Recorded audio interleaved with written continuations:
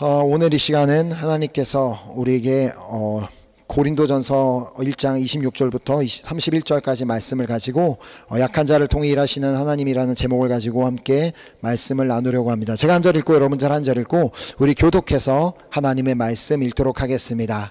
형제들아, 너희를 부르심을 보라. 육체를 따라 지혜로운 자가 많지 아니하며 능한 자가 많지 아니하며 문벌 좋은 자가 많지 아니하도다. 자들을 부끄럽게 하시고 세상의 약한 것들을 택하사 강한 것들을 부끄럽게 하려 하시며, 하나님께서 세상의 천한 것들과 멸시받는 것들과 없는 것들을 택하사 있는 것들을 패하려 하시나니 이는 아무 육체도 하나님 앞에서 자랑하지 못하게 하려 하심이라. 너희는 하나님으로부터 나서 그리스도 예수 안에 있고 예수는 하나님으로부터 나와서 우리에게 지혜와 의로움과 거룩함과 구원함이 되셨으니 기록된 바 자랑하는 자는 주 안에서 자랑하라 함과 같게 하려 함이라. 아멘. 아멘. 최근에 말리에서 선교하고 계시는 한 선교사님과 만나서 이야기를 나눌 수 있는 기회가 있었는데요. 말리도 저희가 현재 섬기고 있는 콩고와 마찬가지로 참 많이 가난한 나라입니다. 근데 이제 한 가지 다른 점이 있다면 그 말리는 이슬람 국가라는 것입니다. 자, 그래서인지는 모르겠지만 처음 선교사님께서 그 나라에 도착하셨을 때는 문맹률이 무려 90%나 되었다고 합니다. 자, 그래서 학교를 세우고 이제 교육 선교부터 시작하게 되셨다고 하시는데, 조만간 우리 귀한 선교사님을 한번 모시고 간증을 듣는 자리를 만들어 보려고 합니다. 하루는 선교사님께서 그 말리 성도님들을 향하여 이런 이야기를 하셨다고 합니다. 미국인들이 믿는 하나님도, 한국 사람들이 믿는 하나님도, 우리 말리 사람들이 믿는 하나님도 똑같은 하나님인데 왜 같은 하나님을 믿으면서 우리는 받기만 해야겠습니까? 우리 여러분도 선교하고 나누는 자들이 될 수 있습니다. 자, 하나님은 당신의 일을 이루기 위해 어떤 부요한 사람이 필요하신 것이 아닙니다. 능력이 많고 재능이 많고 가진 것이 많은 사람이 필요하신 것이 아니라는 말입니다. 하나님께는 모든 것이 다 있기 때문에 아무것도 없는 자, 약한 자를 통하여서도 일하십니다. 자, 하나님께서는 이렇게 별 가진 것이 없는 우리 교회를 통하여서도 지금 일하고 계십니다. 자, 약한 자들을 통하여 일하시는 이유가 무엇이라고 지금 말씀하고 있어요? 다시 오늘 본문 27절부터 29절을 보면, 그러나 하나님께서 세상에 미련한 것들을 택하사 지혜 있는 자들을 부끄럽게 하시려고 세상에 약한 것들을 택하사 강한 것들을 부끄럽게 하려 하시며, 하나님께서 세상에 천한 것들과 멸시받는 것들과 없는 것들을 택하사 있는 것들을 패하려 하시나니 이는 아무 육체도 하나님 앞에서 자랑하지 못하게 하려 하심이라. 가진 것이 없고 약한 자들을 택하셔서 당신의 일을 하게 하시는 이유는 결국에 그 누구도 자기 자신을 자랑하지 않고 하나님을 자랑하게 하심입니다. 자, 그래서 자신의 약함을 알고 인정하는 사람만이 할 수 있는 고백이 있습니다. 하나님께서 하셨습니다. 이건 다 하나님의 은혜입니다.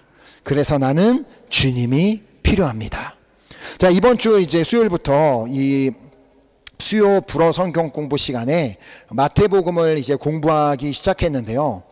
그 마태복음을 함께 공부하기 원하시는 분은 저희 연락 주시면 같이 들어와서 불어로 성경 공부를 할 수 있습니다. 그래서 이 마태복음의 저자 마태는 예수님의 12제자 중에 한 사람이었죠. 자, 그러나 그는 예수님의 제자가 되기 전에 세리였던 사람이었습니다. 세리는 로마 제국 시대에 이 세금을 징수하는 그런 사람이었습니다. 그렇기에 유대인들 사이에서는 매우 부정적으로 인식되어 있던 직업이었습니다. 먼저 그는 배신자로 간주되었는데 그 이유는 세리들이 이 로마의 지배 아래에서 로마 정부를 위해서 자기 백성들에게 세금을 걷었기 때문입니다.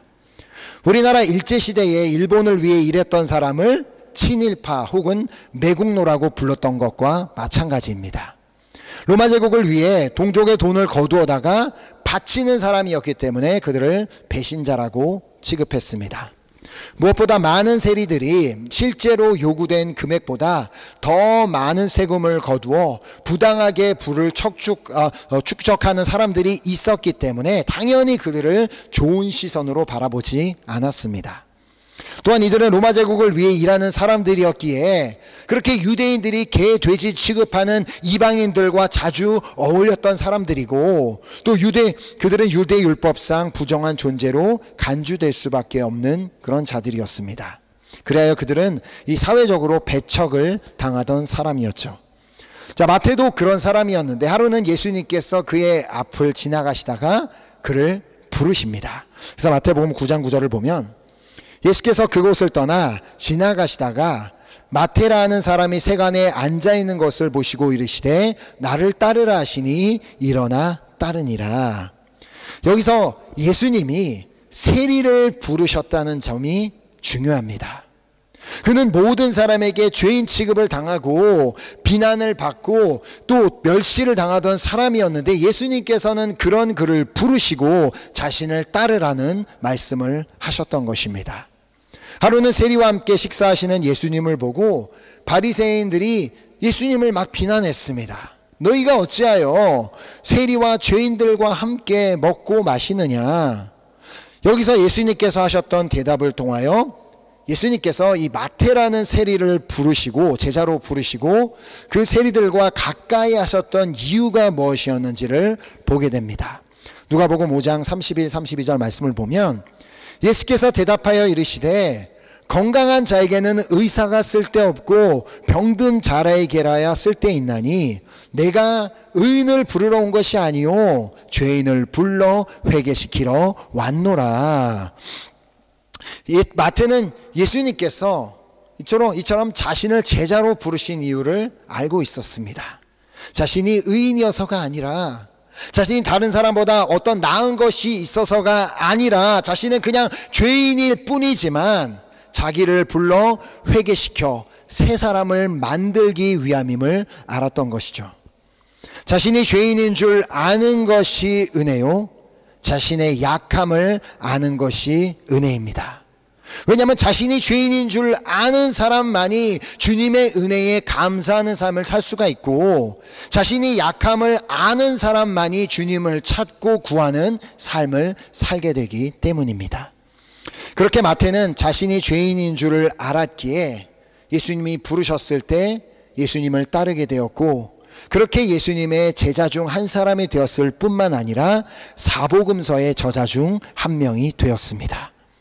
마찬가지로 오늘 본문인 고린도전서를 기록한 사도 바울 역시도 그 누구보다 자신이 죄인임을 너무나도 잘 깨닫고 날마다 그렇게 주님을 구하며 주님을 따르는 삶을 살았던 사람이었습니다. 자, 그래서 로마서 7장 24절과 25절 말씀을 보면 오호라 나는 곤고한 사람이로다. 이 사망의 몸에서 누가 나를 건져내랴. 우리 주 예수 그리스도로 말미암아 하나님께 감사하리로다. 바울은 누구보다 자신이 죄인인 줄을 알았던 사람이었고 자신이 약한 자임을 알았던 사람이었습니다. 실제로 그에게 어떤 약함이 하나 있었고, 그래서 하나님께 3번을 간절히 구했을 때 하나님께서 그에게 어떤 응답을 주셨는지를 고린도후서 12장 9절에서 볼 수 있습니다. 나에게 이르시기를 내 은혜가 내게 족하도다. 이는 내 능력이 약한 데서 온전하여짐이라 하신지라. 그러므로 도리어 크게 기뻐함으로 나의 여러 약한 것들에 대하여 자랑하리니 이는 그리스도의 능력이 내게 머물게 하려 함이라. 아멘. 내 은혜가 내게 족하도다. 하나님께서 바울에게 내 은혜가 내게 족하도다라고 말씀하신 이유는 오히려 그의 약함을 통해 예수 그리스도의 능력이 그의 안에 머물게 되었기 때문이었습니다. 자신이 약했기 때문에 주님을 더 찾는 삶을 살 수밖에 없었다는 것이죠. 자, 결국 자신이 죄인임을 깨닫는 자가 주님을 찾게 되어 있는 것이고 자신의 약함을 아는 자가 주님을 찾는 삶을 살게 되는 것입니다. 주님을 찾는 자가 바로 은혜로 충만한 삶을 살 수 있게 되는 것이고, 주님을 찾는 자가 강하게 하시는 주님을 만나게 되는 것입니다. 자, 마태는 은혜를 받은 자로서 이 복음서를 기록하며 첫 장을 예수 그리스도의 계보를 소개하며 시작합니다. 자, 그래서 첫 한번 3절만 보면, 아브라함과 다윗의 자손 예수 그리스도의 계보라. 아브라함이 이삭을 낳고 이삭은 야곱을 낳고 야곱은 유다와 그의 형제들을 낳고 야곱은 유다와 그의 형제들을 낳고 유다는 다말에게서 베레스와 세라를 낳고 베레스는 헤브론을 낳고 헤브론은 람을 낳고, 이렇게 쭉 계속해서 여러 인물들의 이름이 등장하게 됩니다. 자, 이렇게 아브라함으로부터 시작되어 다윗을 지나 예수 그리스도까지 이루어지는 계보에는 총 47명의 이름이 등장을 하는데, 대부분 다 남성의 이름이지만 그 중에 5명의 여성의 이름도 함께 등장합니다. 여기서 말씀드리고 싶은 것은, 지금 이 계보에는 아브라함, 이삭, 야곱, 다윗, 솔로몬, 히스기야 같이 이렇게 잘 알려진 인물들도 포함이 되어 있지만, 사실 많은 인물의 경우를 보면 그들이 무엇을 하는 사람인지에 대한 정확한 정보도 알기 어려운 인물들도 거기에 포함이 되어 있다는 것입니다. 지금 여기 3절에 나와 있는 인물들만 봐도 우리는 이렇게 베레스나 헤스론처럼 이름만 들어도 생소한 인물들이 여기에 포함이 되어 있습니다. 그러나 이들의 이름이 예수 그리스도의 계보에 포함이 되어 있다면 그럴 만한 이유가 있지 않겠습니까? 여기서 특이한 점은 여성들의 이름이 들어가 있는 것인데, 그것도 어떻게 이런 여인들의 이름이 예수 그리스도의 계보에 올라가 있는가라는 의심이 들 만한 여인들이라는 것입니다. 왜냐하면 그녀들은 죄인이자 너무나도 약한 존재들이었기 때문에. 지금 여기 3절에서는 다말이라는 이름이 나오고 있고요. 또 뒤에 5절과 6절을 보게 되면 살몬은 라합에게서 보아스를 낳고 보아스는 룻에게서 오벳을 낳고 오벳은 이새를 낳고 이새는 다윗 왕을 낳으니라. 다윗은 우리아의 아내에게서 솔로몬을 낳고, 살몬의 아내였던 라합, 그리고 보아스의 아내였던 룻, 그리고 다윗의 아내였던 우리아의 아내, 이렇게 4명의 여인들의 이름이 등장합니다. 그리고 5번째 여인 이름은 뭐겠어요? 마리아.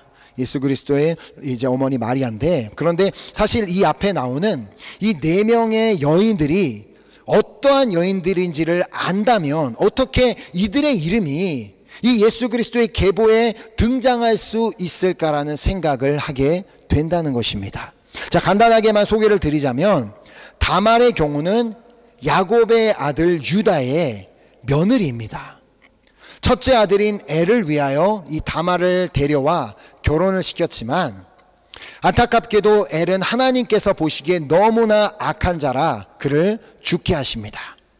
이렇게 남편이 죽은 경우 남편의 동생과 다시 결혼을 행해야 하는 풍습이 있었는데, 둘째는 싫어서 반항하다가 다시 죽음을 맞이하게 되었고, 그래서 유다는 그녀에게 자신의 셋째 아들을 주어야 했지만 그를 주었을 때 또 죽게 될까봐 두려워 주지 않았습니다. 자, 그러자 다말이 했던 선택은 창녀로 분장을 하여 시아버지와 잠자리를 가지는 것이었습니다. 이로 인해 그녀는 임신하게 되어 쌍둥이를 낳게 되었는데, 그 중에 베레스가 예수 그리스도의 계보에 포함이 됩니다. 인간의 상식으로는 도무지 이해할 수 없는 그런 행동을 하여서 아이를 낳게 된 이러한 여인의 이름이 예수 그리스도의 계보에 포함된 것만으로도 쉽게 이해가 되지 않는데, 그러나 다말을 통하여 분명히 우리가 알 수 있는 것은 전하고자 하는 메시지가 담겨져 있다는 것입니다. 다말은 유다의 끊어진 혈통을 이어가며 유다의 회개를 촉진하는 그러한 역할을 감당했을 뿐만 아니라 죄인 가운데 역사하시는 하나님의 사랑과 용서를 보여주는 역할도 감당했습니다.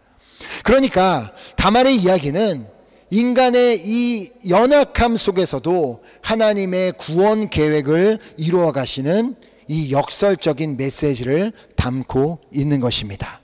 마태가 예수 그리스도의 계보를 소개하며 그 가운데 굳이 이 다말이라는 이름을 포함시킨 이유는 죄인인 자신을 불러 회개시키시고 자신의 연약함 속에서도 구원을 이루신 그 하나님의 은혜를 기억하며 감사하기 위함이었던 것입니다. 결국 다말을 통하여 우리에게 상기시켜주는 말씀이 있습니다. 예수님이 뭐라고 말씀하세요? 내가 의인을 부르러 온 것이 아니오 죄인을 불러 회개시키러 왔노라. 아멘. 자, 그렇다면 5절에 나오는 라합은 어떤 여인이었을까요?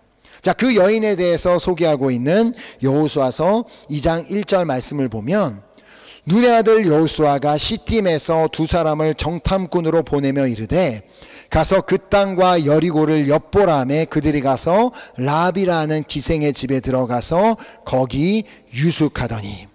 라합이 누구라고요? 라합은 여리고에 살던 기생이었습니다.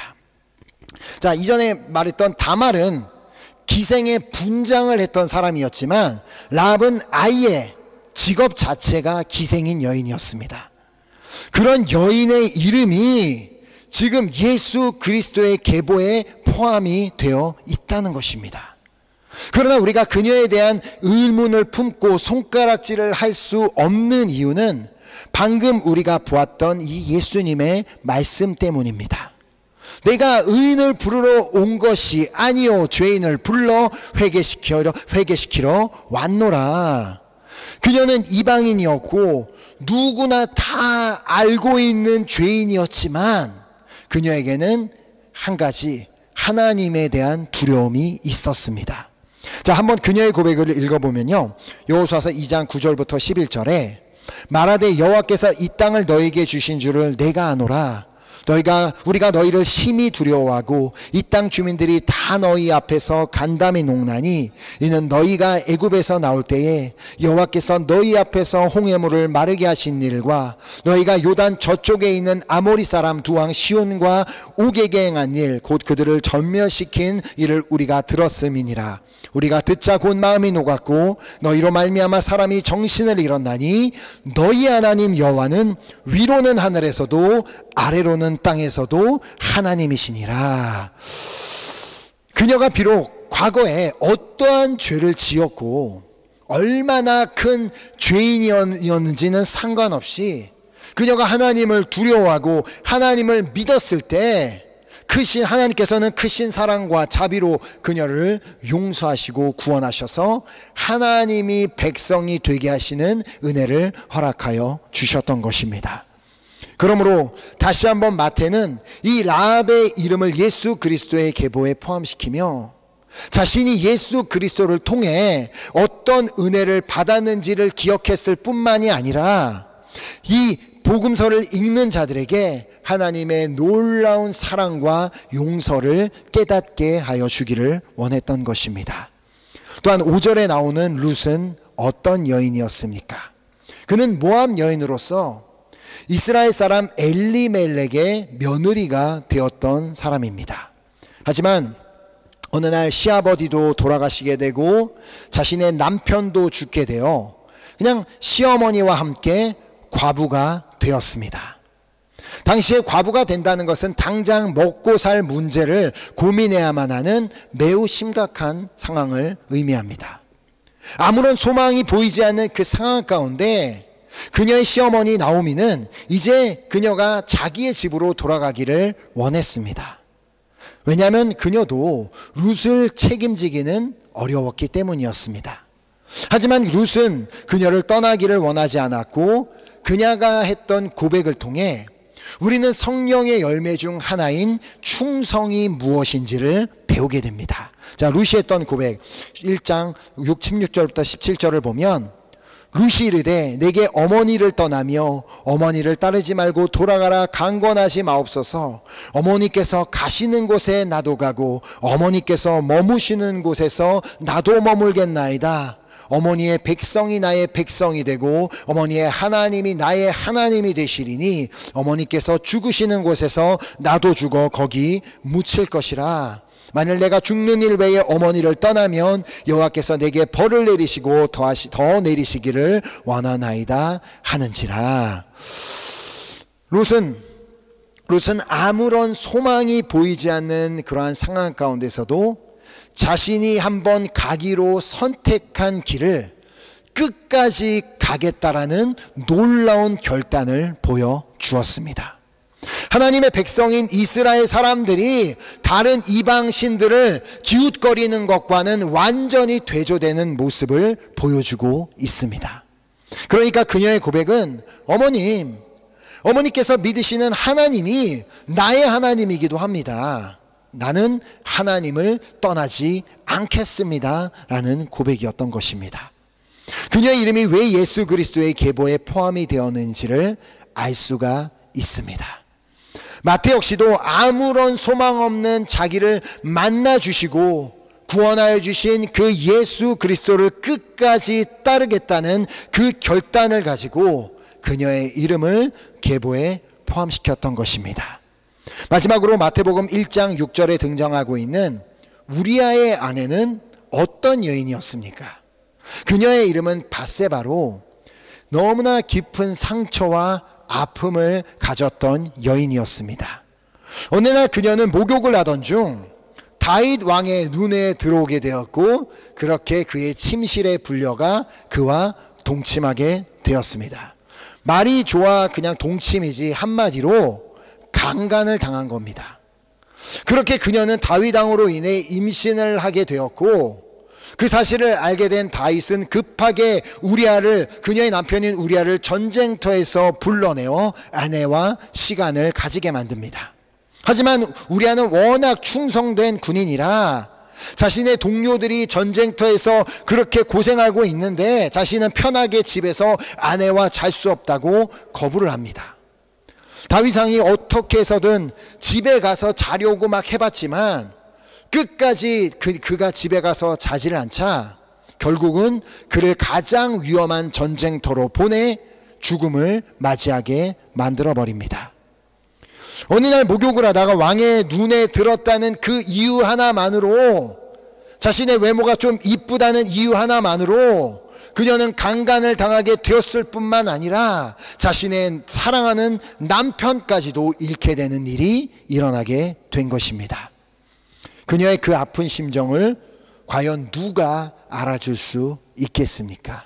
자, 그래서 사무엘하 11장 26절을 보면 우리아의 아내는 그 남편 우리아가 죽었음을 듣고 그의 남편을 위하여 소리내어 우니라. 얼마나 꺽꺽 울었겠습니까? 자기가 그렇게 당한 것도 슬픈데 남편까지 죽게 되었기 때문에. 여기서 끝이 아니죠. 그렇게 가지게 된 아이를 갖고 낳게 되었는데 그 아이 역시도 죽음을 맞이하게 됩니다. 왜냐하면 다윗의 죄가 너무나도 컸기 때문에 하나님께서 그 벌로 아이가 죽게 하셨던 것입니다. 한 여인으로서 감당하기가 너무나도 힘든 그 고난을 경험했던 여인이 바로 이 밧세바입니다. 자신이 무슨 잘못한 게 있습니까? 하나님 앞에 잘못한 게 뭐가 있습니까? 그런데 그녀는 강간, 남편의 죽음, 아이의 죽음까지 인생의 정말 너무나 고통스러운 쓴뿌리를 경험해야만 했습니다. 이 정도면 살 소망도 완전히 끊어지고 그냥 폐인이 되다 못해 스스로 목숨을 끊을 수 있을 정도인데, 놀랍게도 성경 그 어디에서도 우리는 그녀가 좌절을 했다거나 우울증에 걸렸다라는 말을 찾아보지 못합니다. 그 뜻은 뭐겠어요? 그녀가 어떻게 해서든 믿음으로 이 시간들을 통과했음을 의미합니다. 말도 안 되는 일들이 자신의 삶에 일어났지만 범사의 여호와를 인정하며 주님을 어떻게 해서든 바라보며 주님을 의지하였기 때문에 그녀는 결국 솔로몬의 어머니가 되었을 뿐만 아니라 예수 그리스도의 계보에 오르게 되는 은혜를 누리게 되었을 것입니다. 시편 34편 18절은 말씀합니다. 여호와는 마음이 상한 자를 가까이 하시고 충심으로 통회하는 자를 구원하시는도다. 하나님은 죄인을 통해서도 일하시고 마음이 상한 자를 통해서도 일하십니다. 왜냐하면 예수 그리스도께서 죄인들을 위해 또 상처받은 자들을 위해 이 땅에 오셨기 때문입니다. 그러므로 우리의 약함이 우리의 자랑이 될 수가 있는 이유입니다. 우리의 약함을 통해 예수 그리스도의 능력이 우리의 삶 가운데 나타나게 되기 때문입니다. 마지막으로 본문 30절과 31절을 읽으며 말씀을 맺으려고 하는데요. 말씀을 보면 너희는 하나님으로부터 나서 그리스도 예수 안에 있고 예수는 하나님으로부터 나와서 우리에게 지혜와 의로움과 거룩함과 구원이 되셨으니 기록된 바 자랑하는 자는 주 안에서 자랑하라 함과 같게 하려 함이라. 예수 그리스도께서 마태와 또 바울에게 지혜와 의로움과 거룩함과 구원함이 되셨던 것처럼 오늘 이 자리에 있는 우리 모두에게도 동일하게 지혜와 의로움과 거룩함과 구원함이 되시는 줄 믿습니다. 아멘. 그러므로 나의 약함을 통해 일하시는 예수 그리스도를 계속해서 자랑하며, 그렇습니다. 내 약함이 나의 자랑입니다. 내가 가진 것이 없는 것이 나에게 자랑입니다. 나에게 질병이 있는 것이 나의 자랑입니다. 왜냐하면 나의 약함을 통해 예수 그리스도의 능력이 나타나게 되기 때문에, 내가 약하기 때문에 다른 사람보다 더 하나님의 예수 그리스도의 능력을 더 많이 맛볼 수 있고, 내가 어려움 가운데 있기 때문에 내가 더 예수 그리스도를 찾을 수밖에 없고, 내가 질병이 있기 때문에 더 주님을 바라볼 수밖에 없는, 그리하여 그렇게 날마다 예수 그리스도를 바라보며 예수 그리스도를 자랑하며 예수 그리스도를 따라가는 여러분과 제가 될 수 있기를 예수 그리스도의 이름으로 축복합니다. 아멘. 이 시간 우리 함께 찬양팀 나오셔서 우리 같이 찬양하고 우리 결단하는 기도 주님 앞에 올려드리도록 하겠습니다.